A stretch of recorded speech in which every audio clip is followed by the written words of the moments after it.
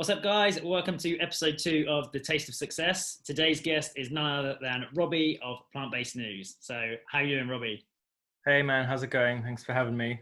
You're very welcome. Thanks for doing this. For those who, for some strange reason, have never come across you or Plant-Based News, introduce yourself and talk about what you do. Hey everyone, my name is Robbie Lockie and I'm the co-founder and co-director of Plant-Based News. We're the world's leading vegan news media and plant-based health education platform. We've been running for 3.5 years and feel like we've quite successfully cornered the market on plant-based and vegan news media. We love our jobs, we love what we do, and yeah, it's been quite an exciting ride. Things have exploded, not just with vegan news media, but with the food tech scene and the vegan fashion scene and vegan makeup scene. So there's just so many things happening and we're there telling all those stories. Yeah, it's amazing. Like, I think if anyone out there watching this ever Googles anything around sort of like veganism in the news, plant-based news is always one of the top results that comes up. Like, it's amazing to see what you've achieved, and in just 3.5 years, it is like incredible to have such a voice for the plant-based vegan movement. When you started it, was it something you ever imagined would grow to this scale, or was it like, was that always your plan, or was it just oh, I really enjoy this, and suddenly it was like, bang, wow, we've got millions of followers and readers? So Klaus Mitchell, as the other co-director and founder of Plant-Based News, Klaus started it as a YouTube channel a year before we met, and was creating content on YouTube with some friends. And then Klaus and I met a year later at something called Vegan Future, which is kind of like a vegan event. And we became really good friends. He helped me move into my house. And we kind of worked away upstairs in our spare room on just some ideas. And he asked me if I wanted to get involved with him and work with him on it. And I just sort of was just helping out. And then we kind of just got into it, and we were working on it and developing it and kind of creating content. I said to him, we need to sort of turn this into a platform. We need to sort of build it out into something that can reach a lot more people beyond social media. So I built the website and we started getting articles into the website. And we didn't really have any idea how big it was going to get, to be really honest with you. And out of the blue, we actually got a message from a guy called Prince Khalid Al Walid, who's a vegan prince from Saudi Arabia. And he said, I love what you guys are doing, and I want to help you and support you, not just with money, which was really strange to get an email like that. It's not the kind of email you get every day. We've been working really hard on it, and we were just really like honored that someone like him, from the royal family, the Saudi Arabian royal family, had noticed what we were doing. And we just responded and said, thank you so much. It's very kind of you to notice our work. We love that you are involved with the vegan scene, and it's great to meet you. And he responded back and said, oh, thanks for coming back to me. I never thought you would reply. I'm even more impressed that you didn't ask me for money. And that was great. We didn't actually expect to be, in a conversation with someone like him, but we were. And he said, send over a proposal and let us know let me know what you want. Let me know what you need help with. We stayed up until like 6 a.m. We did this presentation and proposal, and we presented to him that morning. We hadn't slept, we were super tired, and he loved it. We weren't sure at first because he's a very kind of laid back and chill kind of guy. So he wasn't like jumping around and all super excited. He was just like, yeah, that's good. Yeah. And he's like, yeah, let's do that. Let's do this. Let's do that. That's not how he speaks, but that's, he's super chill. And we just did it. We got him involved in the company, and we quit our jobs. And here we are today. I think we've just gone over 2 million fans, and we reach 70 million people a month now. That's insane. It's just from a passion project as well, just something that's always the best businesses that just come from passion rather than going, right, I want to start this to make money to do this. I think that's the most generic, authentic, like it's the way you kind of build loyal readers and followers, because people like love the authenticity. And I think that's what you guys are really good at, kind of showing as soon as something comes up in the news, it's on your website. Like you are the outlet for me. Like if I ever want to search anything, I'll go on your website and just search for it. So yeah, it's fantastic to see what you've achieved. With the plant-based news side, you've got a few different avenues in terms of different Instagram profiles, and that kind of. So you've obviously got the main plant-based news, which is your news one, and then what other kind of avenues have you got for it? Yeah, we've got, I think, 6 in total now. PBN, the main page, which is 700 plus thousand, which is amazing. PBN Food, PBN Fitness, PBN Health, PBN Grow, PBN Beauty, and PBN Travel. Okay, so that's 7 in total. And the idea really is to sort of try and reach beyond the vegan bubble and tap in and connect with people who are interested in specific parts of the lifestyle that might not necessarily be vegan or don't really have a desire to be vegan, but maybe we can convince people to plant more vegetables and eat more vegetables. Maybe we can encourage people to take more eco holidays and be more considerate about where they travel and how they travel and the kinds of things they buy when they travel. Maybe we can also talk to people about their fitness programs and, you know, stop using whey protein. Maybe they still eat meat, but maybe we can get them off, you know, dairy and whey and get them using plant-based proteins. And then what else do we have? Then we have, what else? PBN Food, which is all about all the best vegan foodies and chefs and cooks from around the world.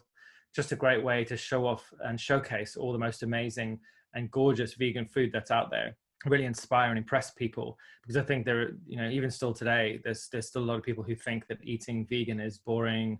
It's you know, it's like beans and salad and nothing else. So just, you know, if you want to inspire someone and show them what's possible, send them to PBN Food, and you can just see this huge like rainbow of amazing things to eat.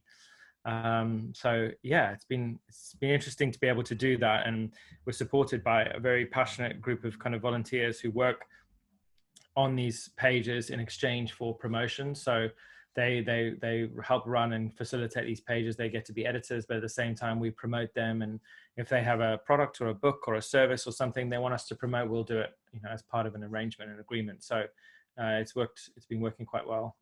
On that note, for any like brands or people that might be watching, who are interested in contacting you, is it all on the website? Is get in contact here?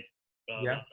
Yeah, we just launched a very exciting new brand and marketing pack, which you can get to by going to brands.plantbasednews.org. It's got all our work in there and all the case studies, our most successful case studies over the last 3.5 years, and all our metrics and stuff. And that's how people can get in touch with us. There's a form on there. But yeah, that's the best way. Segueing into food nicely. Obviously, the reason I wanted to start this whole series is to find out more about the food stories behind people of interest, whether that's athletes, founders, or anyone kind of, not necessarily in the plant-based community, just anyone that I think is interesting and think our followers would find it interesting. So for me, like, food is such a passion project. It's something that from a young age I was really into. So when is your kind of earliest memory of food as a child? Like, is there one particular meal or moment you went, oh, I really remember my first like absolute love at home, we had this? Or yeah, interesting question. I have a very strange kind of history with food, because my mum was a terrible, bless her, I love my mum, but she was a terrible cook. Not a great cook. Terrible is unfair. Not a great cook. And I was very fortunate to grow up in a house where we actually had a cook. We had someone whose job it was to cook for us. But he would cook like all kinds of very strange food, and I guess very sort of like classic English food, like meat and 2 veg, you know, sausages and mash, and very overly boiled vegetables. And, you know, the food wasn't great. Like I didn't really enjoy the food that much growing up. I remember a lot of the time just not really enjoying what was on my plate at all. I remember being at boarding school for a brief period. I think it was sort of several months I was at boarding school while my family had some sort of health issues. And I just remember sitting at the dining room table almost every night dreading the meal that was in front of me. Like, I just didn't want to eat it. You know, just cabbage that was so boiled, it was just like this green gook, and then like something that resembled some kind of meat stew. It was awful. But what I do love, and what I did love, and what I have fond memories of, are like cakes and biscuits, and, you know, sneaking into the pantry and stealing my mum's marzipan. And I've always really loved baked goods, just because I have a huge sweet tooth. And get a lot of pleasure out of eating sweet things. And that's one of the things that I love about like switching to a vegan diet, is that, you know, almost anything can be made vegan. It's so easy, and it's the one thing I think that impresses people a lot, especially when we make cakes or brownies or croissants or pain au chocolat. You know, these can be made vegan really easily, and people eat them and they can't believe that they're vegan. So yeah, my childhood memories of food aren't great. There's no romance there. It's very much like glad that's in the past. Yeah. So that's there. Definitely the sweet stuff. That is 100% the same as me. Like for us, Christmas was always the big thing. Sadly, my gran passed away last month, and Christmas will always be her chocolate log. I remember from a super young age, just the end pieces had to be mine. Like no one could have the end pieces. They were mine. Every year now, I'm going to be the one who has to make the chocolate log, because it's just, that is Christmas for me, and it's like a memory of my gran. So again, like it's just these stories you attach with particular times, like running into the pantry and stealing that. Like it's just, you'll probably be taken back there and transported it, and it's because of the food and the memories around it. Yeah. A particular meal or ingredient or product that if you smell it, think about it, or picture it, it takes you back to a particular time or place, whether it's you went on holiday somewhere or anything else.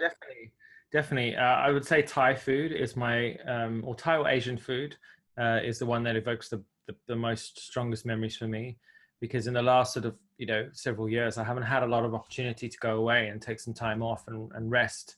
And my partner and I went to Thailand a few years ago, and we spent 7 weeks in Thailand, and the food was so amazing. And we sort of wandered in jungles and went to like deserted islands and went swimming in the sea. And, you know, the food was just so fragrant and full of like lemongrass and ginger and, you know, just very like pungent and flavorsome and vibrant, in comparison to like the food I used to eat, in comparison to sort of standard English food.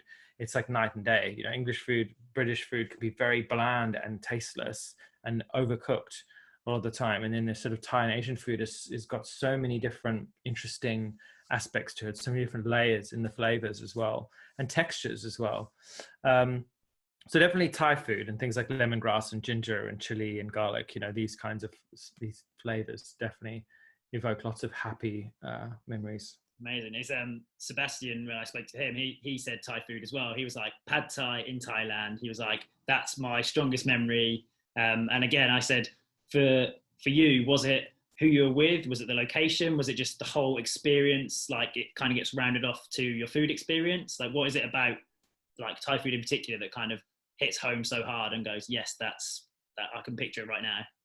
Yeah, I think with Asian food, also the same in Bali as well, is that it just feels so hearty and earthy, and like the flavors are so, I don't know, they're kind of, I don't know, it's very hard to put it into words. They just create a sense of kind of like a vibrancy within you when you eat it, and you actually, there's so much pleasure there when you eat the food.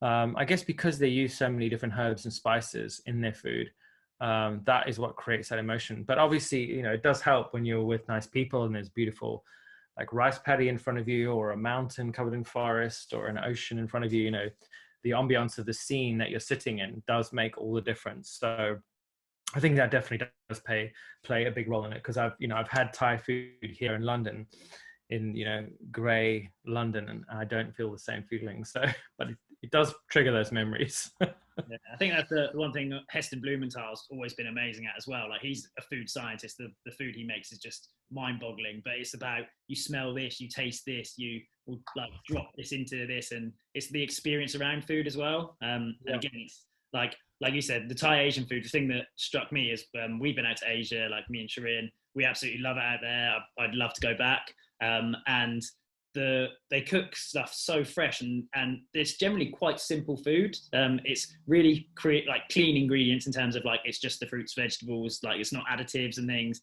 and they make it in front of your eyes, and you can see the passion that goes into it. It's recipes that they probably passed down from their parents to their parents to their parents, and it all encompasses it with Thai food. It's amazing. There is a pride there with food as well. I think with Asian people, their food culture is so ingrained with aligned and folded into their identity. I feel like in England, England specifically, English people, not Scottish people or Welsh people, but English people have lost their relationship with food. It's kind of, I think, because this island or this part of the island has been so, invaded by so many different people over so many centuries, so many cultures have sort of mixed in here, that English food has now become world food. Like, to be English is to be someone who is like a traveler, someone who eats and enjoys the food of other people's cultures. It does sound a bit sort of, what's the word? Not capitalist, imperial, like, yeah, like the great empire, which is what we're trying to move away from. But I don't know. I think there are English foods like fish and chips, for example, or tofu fish and chips, which, have a strong British, aspect to them. And those there can be all kinds of interesting angles on those. And you've got your tartar sauce and your mushy peas with mint on them. So you can have English food that has that complexity to it. But yeah, it's very different. Yeah, I think, it's the ingredients, the flavors, but it's amazing to see kind of what producers and companies are making from wherever they're from now. Like in the UK, there is a big boom, especially within the plant-based scene. And with plant-based news, you're seeing a lot of stuff firsthand. You're obviously being approached by brands. Is there any particular foods or products or ranges of food that you'll go, actually, yeah, this is really exciting, it's kind of on the verge of being exactly the same as this? Or is there anything that's super exciting in the kind of plant-based scene at the moment you like, I can't wait to... Yeah, I think that the plant-based chickens products of meat replacers are the most exciting and most interesting. There's a really good friend of mine, Ross McKay, who's launched Daring Foods. He moved from the UK over to New York and raised like, I don't know, £9 million in his first round or something like that, and is producing this incredible chicken product. There's so many companies like that who are doing so well at producing a simple product that's got 2 or 3 ingredients. That's a meat replacer. I think the Vegetarian Butcher is doing something very similar over in Germany, or is it Holland? Very simple, not loads of spices and herbs or anything like that. You get to season it yourself. It's just a base product, but the product itself is so well made, and the texture and the stringiness and everything is so on point that if you serve that to meat eaters in like a cold pasta salad with some spinach and some roasted pine nuts with a sprinkle of garlic maybe and some chili, they would really have no idea, especially if you sort of maybe flame grilled it or something like that. So I think the vegan kind of plant-based chickens are really like taking off. What else is there? There's a company that we were writing about today, an Israeli company, who are printing steaks using a machine, and it's got sort of 3 elements. It's got the fat, the blood, and the meat and the muscle, and each part of the 3D printer prints the steak in a slightly different way, so that you get the different textures and mouthfeel that you would get from a steak.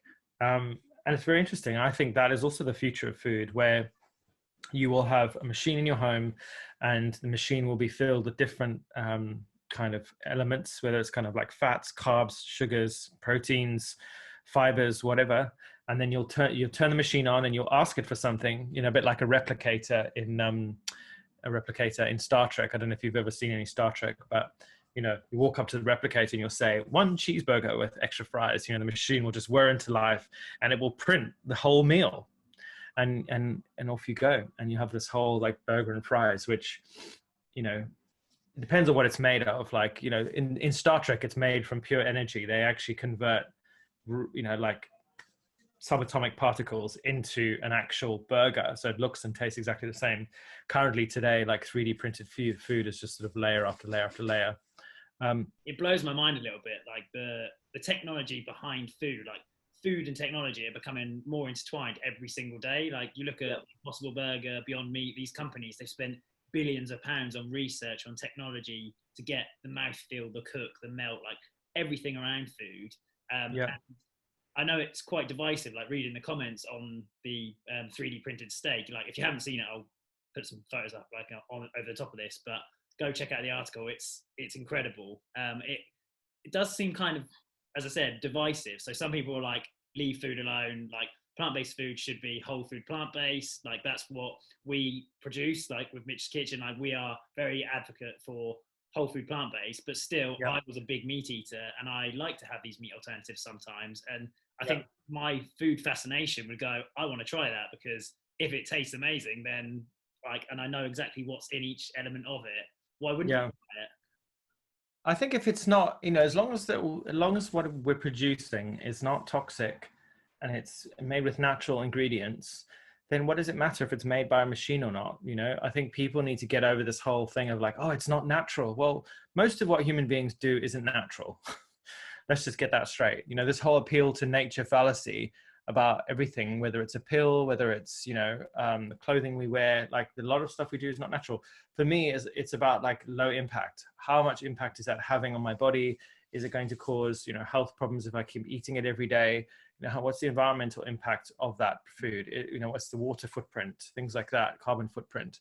If it's really great on all those fronts, then, you know, we should be doing these things. We should be using machines to make food more, rather than having giant you know, what's it called, multi-hectare like factory farms that are spewing gargantuan amounts of CO2 and water and all sorts of stuff into the atmosphere. You know, we need to just move away from that.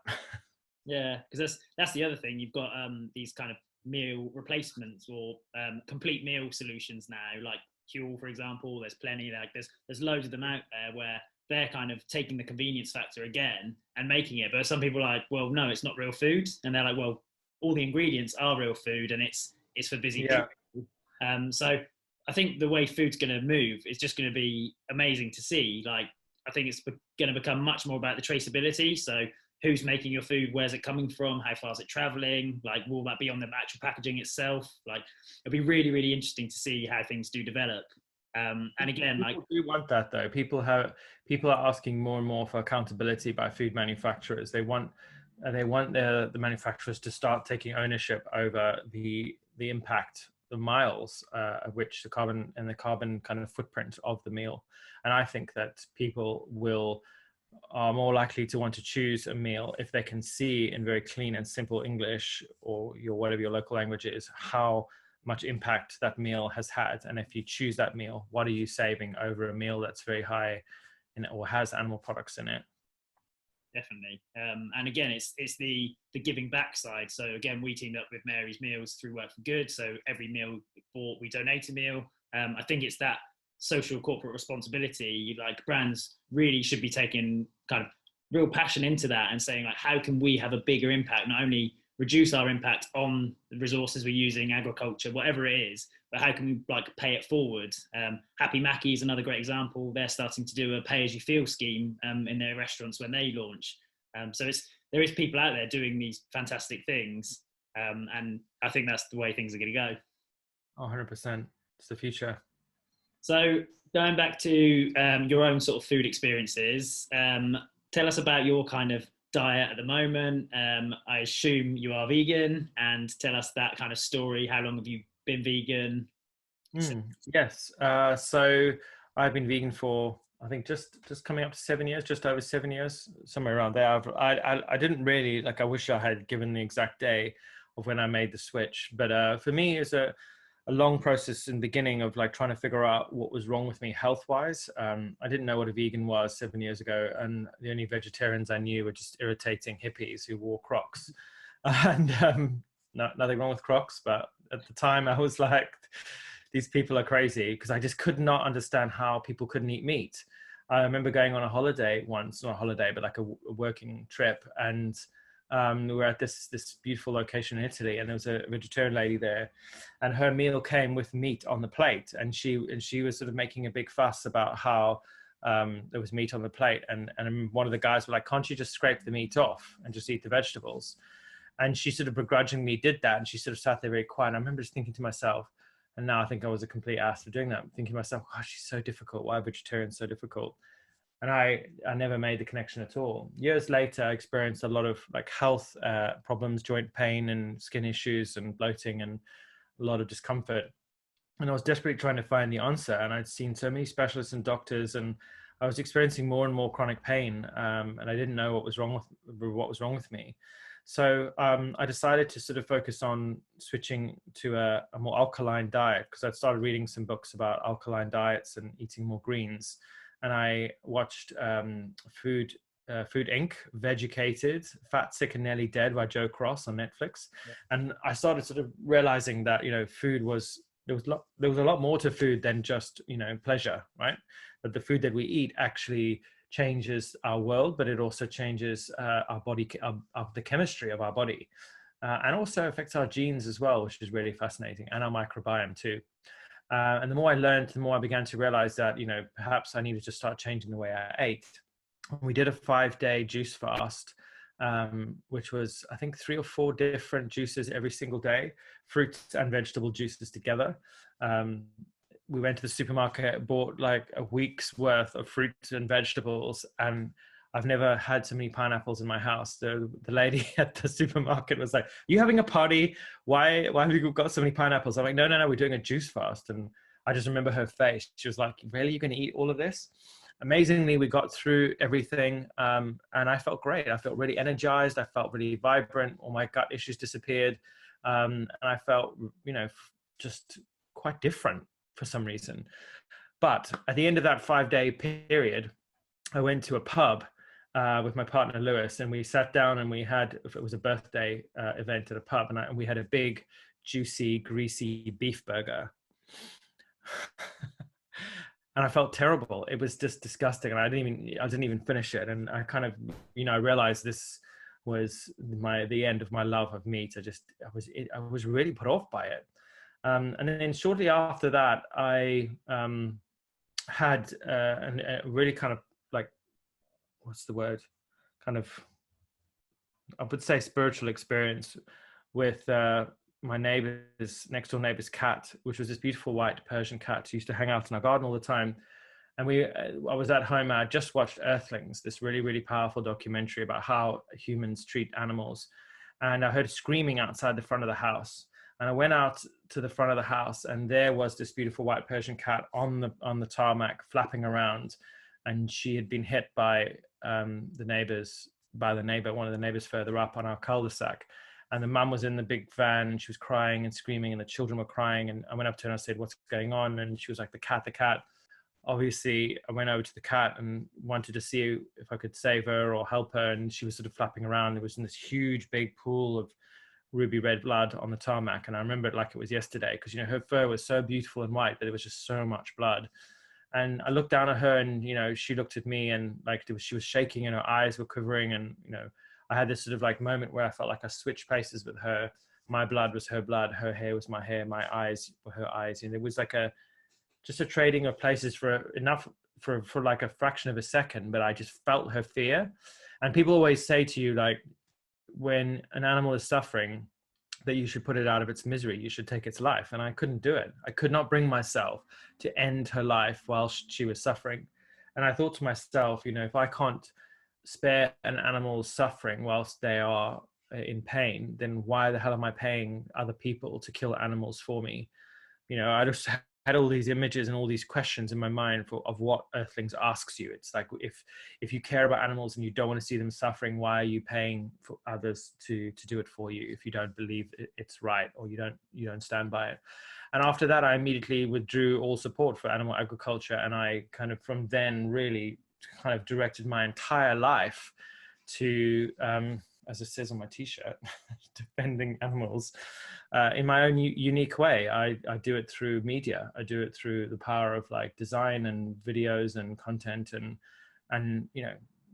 a platform. I pull together amazing people. Klaus and I pull together a group of people who support us and help us grow. And that has now been my whole lifestyle. And like the lifestyle and the food that I eat. In the beginning, it was very junky. I ate a lot of burgers and a lot of processed meat. That's a lot less in my diet now. I tend to eat a lot more whole foods than I did before. I tend to eat a lot more simply now. I don't really like really complicated meals with too many things in them. The only kind of complicated meal I'd have now is a bit like a Buddha bowl, which is some black beans, brown rice, steamed broccoli, some tahini, some baked tofu, lemon juice, bit of garlic, bit of chili, that kind of stuff. That's the kind of food I like best. But I still love my cakes and cookies and things like that too, which is just unfortunately my kryptonite. Everywhere, But there's so sorry, there's so many more available nowadays. Like you can literally go to yeah. the supermarket and pick them up, and it's dangerous now. Yeah, and 7 years later, I still have an experienced chronic pain because I do have, I'm undiagnosed, but I do feel like I potentially have something called fibromyalgia, which is like a pain syndrome, and it's a lot less than it was, 8 years ago. And if I do eat foods that are very refined with lots of sugar and that kind of stuff, it does get worse. But when I eat a lot more fruit and I'm a lot less stressed, I feel fine and I feel much better. But generally speaking, my diet and what I eat is good and healthy, and it does. At the end of the day, when I go to sleep at night, I don't feel guilty about what I eat, and I do my best to be as ethical as I can with my food choices, because there's a lot of criticisms of vegans saying things like, it's not ethical to eat avocados. Why buy quinoa if you're going to buy it from South America? Little things like that. I try and drink oat milk instead of almond milk. I'm always considering the plant sources of the food that I eat. If I buy chocolate, I always try and make sure it's fair trade, and not just eat any old chocolate, because cocoa beans are often, there's a lot of human slavery involved in the picking of cocoa beans, of cacao even. So yeah, that's my vegan story in a nutshell, and the food I eat too. Yeah, it's great. Is there when you first kind of went vegan and you're kind of eliminating or getting rid of like all other products and then starting to try new stuff, like had you ever used tofu before? Was there any kind of, is there one discovery that since going vegan you're like, that is an absolute, like if you're new to kind of more plant-based eating, you want to cut down your diet, this is one product that you need to get right now? Yeah, so I absolutely fell in love with tofu. We baked it, we grilled it, we blended it with chocolate. We did so many things with it. It's such a versatile food. I've recently just started making my own tofu, which is much easier than you think. I like making it myself now because I can make it really firm and give it a lot more bite, and there's sort of much more creaminess to it. What else? Yes, soya chunks is another discovery we had recently. You can buy them at Holland and Barrett. It's a bit like Whole Foods if you're from America, but they sell these soy chunks, which is basically like soy protein in a dried form in a chunk. All you do is stick it in a pan, boil it, and then put it in a nut bag or a muslin cloth, squeeze out the water, and then pan fry it with a bit of soy sauce, smoked paprika, garlic, and maybe some hoisin sauce. Yeah. You have that with some pasta or some steamed vegetables, and yeah, we've been obsessed with that over the last few years, just because you can do so much with it. You can add so many different flavors and style it in a different, depending on the kind of food culture you're cooking with. What other ingredients do I absolutely love? Just really just cooking with more spices and more herbs, discovering new and interesting ways to flavor things, because I think when you eat meat, you can be quite lazy. You can just cook, you can throw a steak onto a pan or a pork chop and boil some vegetables and eat it, and that's it, right? Whereas with vegan food, and vegetables, you do need to add a bit of flavor. How can I forget nutritional yeast? Nooch, as people call it, such a versatile ingredient as well. It's packed with protein. It's got a lovely cheesy flavor, and it's also a flavor enhancer as well, so you can add it to soups and stews, and it gives the food a little bit more body, and it gives it that kind of earthy, cheesy vibe as well. So if you're a new vegan or you're just getting involved in a plant-based diet, please get yourself a tub of nutritional yeast, nutritional flakes. You can get them on Amazon or in Whole Foods or Holland and Barrett. So Yeah, I think that for me, when I first went vegan in 2016, nutritional yeast was just an absolute like eye opener. Like you open it and it looks like a tub of fish flakes, like fish food. Like I was like, what is this? And then you try it and you're like, actually, that's really good. And as you said, it's so versatile, from like making things cheesy or just more savory. And as you said, like the flavor enhancing part of it, even just from a calorie perspective, to get something that's cheesy that doesn't actually use like dairy cheese or even the vegan cheeses, because calorie wise they can still be massive. It's a really easy way to kind of get that flavor into something. So like you said with like tofu, you can make the vegan omelets really easy, like either just using chickpea flour or tofu, and then add nutritional yeast, just spices, fry it off, really, really simple. So I think the way that people are developing food or just playing around with ingredients that have been around for a long time and then showing you how to use them, I think that's a really big part of it. And it's, if you're new to it all, it's just not being scared to experiment with things. Or like you said with tofu is one of those things that people either have had a really bad experience with, never really tried, or tried once and gone, that's terrible. Or the other spectrum of, I absolutely love it, this is how you do it, blah, blah, blah. So yeah, I think tofu was a big one for me in terms of baked tofu. Like, get firm tofu, bake it, it will act as any meat replacement for whatever you're making. Like, that's a big one for me. It's brilliant. Yeah, I can't wait to make more. It's so much fun. Messy but fun. So with like with your platform and your voice and everything, I see you're very passionate and you're very kind of outspoken about what you feel, and I think that's a really like important thing to say. And because you have got, especially with plant-based news, you have such a big voice, getting the brands and people that align with you is always kind of really interesting to see. With everything that's going on right now, so not only lockdown but the Black Lives Matter movement and the like, is it still Pride Month, or is it no, that was June, so it's just finished. But I see you kind of talking about that a lot, and within the vegan community you sometimes see some backlash on, someone will say something and people will just kind of dig into it, being very specific on, as you said, like either that's unethical or that's that. Like, where do you stand with people kind of having these opinions around just being, really? Like, that's one thing that seems to blow my mind, is with everything that's going on, some people are so stuck in their ways they won't be open to like other people's opinions. Yeah, so we talked about this on a live with our deputy editor Liam a couple of nights ago, about the importance of being aware of pride, but also just sort of other minorities, that when you as a person exist to be vegan and consider and focus on a compassionate lifestyle, you know, the reason many people go vegan is because they feel something. They feel the suffering of animals. They don't want animals to suffer at the hands and abuse of human beings.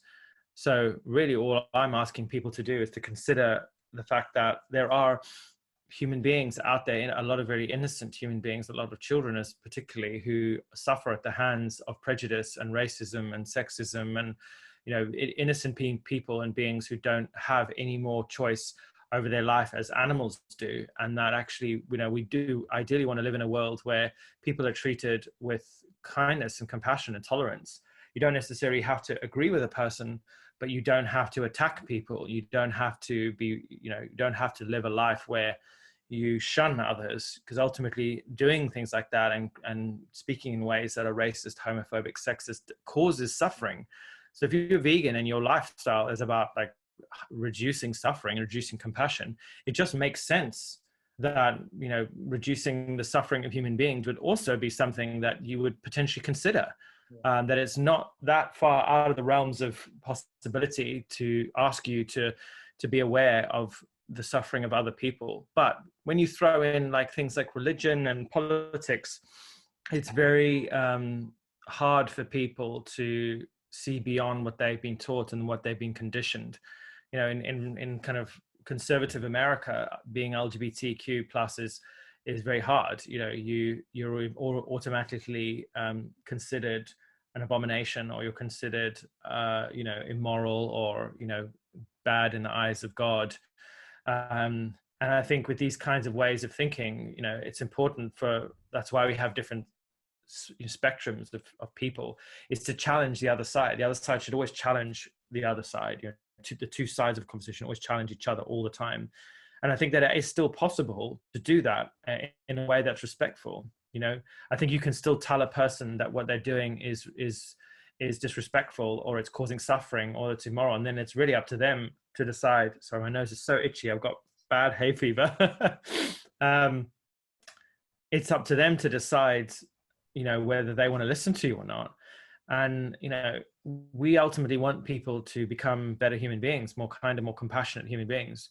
The world and human society will become a better place, and we will find you know, more equanimity if people move towards a more open, tolerant, compassionate society.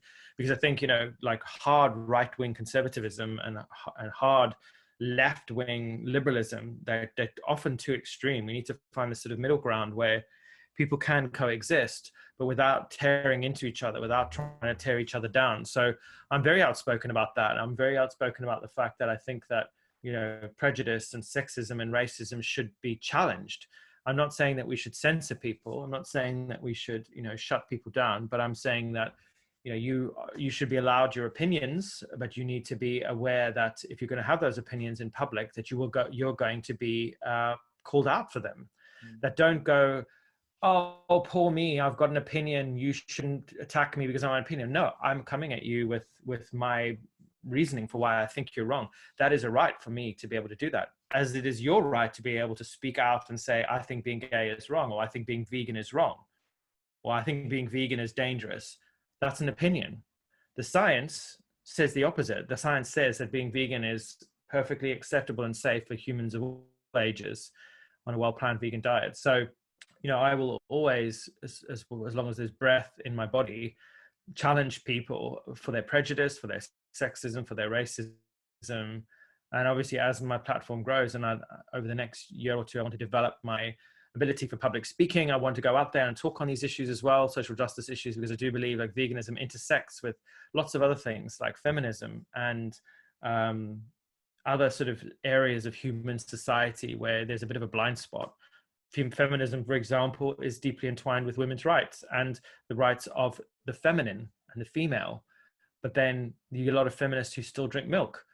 And to me, that's a bit of a hypocrisy, because if you drink milk and you're a feminist, you know, there's a cognitive dissonance going on there, because you obviously care about women and you care about the rights of women, but why is it only human women you care about? Why not the female animals out there being exploited by human beings, exploited for their sexual reproduction, exploited for their milk, exploited for their bodies in every which way?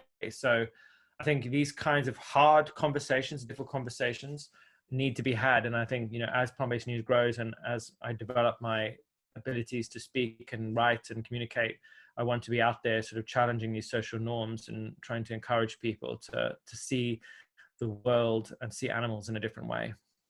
Amazing. Yeah, definitely. I think like you're perfectly positioned for that. Like you can see how passionate you are about these things, and you've obviously lived through some of it as well. And it's drawing on your experience and positively acting as a role model. And I think now is the time to have these difficult conversations. Like even with Sebastian yesterday, he was reflecting on, he did the opening scene in James Bond Casino Royale, but he was essentially a black terrorist being shot by a white cop. And he was like, that's not necessarily the best representation as a black movie star to be like, for the black community. And I think for me, I understand I'm white, I have white privilege, whether that's like, it's not necessarily being privileged or having a privileged upbringing, but because of the color of my skin, I haven't been put down, and it's not a negative side. So it's having these conversations now, and it's just educating myself. Like if I'm being offensive right now, I apologize. I'm open to learning and making sure that going forward, everyone can have as equal an opportunity as they should do. There shouldn't be discrimination. There shouldn't be these things. And like, as you said, within the vegan community, that's partly why some people will go vegan. It will be because of the ethics and their beliefs around how animals are treated. But why can you feel that way and then not do the same about humanity? I'm totally on the same wavelength there. And I think now is the time we are all talking about it. Like people, if you're not talking about it, you should be thinking about it, reading about it, and just like, we can make changes. Like changes have been made since George Floyd's death, and within the black community, what's being represented from the statues to this to that, like it's amazing to see. So we do have voices, and now is the time to use them. Yeah, definitely. And we all have the power to share these messages and speak up on these issues. And I think people underestimate the influence they have. You know, you may have only like 300 friends on your social media, but you just multiply that number by 10 and then by 10 and then by 10, because if you share a piece of content, you know 20 people, 30 people might see it, and then they may share it, and then you can have a piece of content or something that may change the life of hundreds, thousands or millions of people if it goes viral. you could potentially shift the views and opinions of, a country of people with one piece of content. So you really have no idea the effect you could have. And that's why when we talk on social media and we share these messages and videos and comments and engage with others, we need to be very mindful about what we're saying and how we're conducting ourselves, because people are always watching. And and if we are if we'd like to be, we want to be role models, we want to be examples of what is a compassionate, ethical human being, we need to, I'm not saying we should be perfect all the time, because we all make mistakes and say things we regret sometimes, but for the most part, we have a lot of opportunity with this technology, and it can really truly change the world. It really is. Amazing. Well, I know you're a busy man, so we will round it off here. So where can people find you personally and Plant-Based News? I'll put the links in below, so we'll put it on there, but tell people. You can find me on Twitter at Robbie, Robbie, Lockie, Lockie. On Instagram, Robbie, Robbie _Lockie. And then on Plant-Based News, absolutely everywhere, on every social network known to humankind / Plant-Based News, where you will find regular content, articles, videos, news and reviews, and a lot of educational content as well. Amazing. So final question, if you've lived your long life, it's your final meal before you say goodbye to the world and move on to whatever that next phase is for you, what would that final meal be? My final meal, I'll have to probably stick with a sweet tooth and go for a multi-layered, like Black Forest chocolate fudge cake or something like that, with lots of layers and like fresh cherries and really nice icing, and maybe a cup of tea. Amazing. Well, thank you for your time, and take care. Pleasure. Cheers. Bye, guys. Amazing.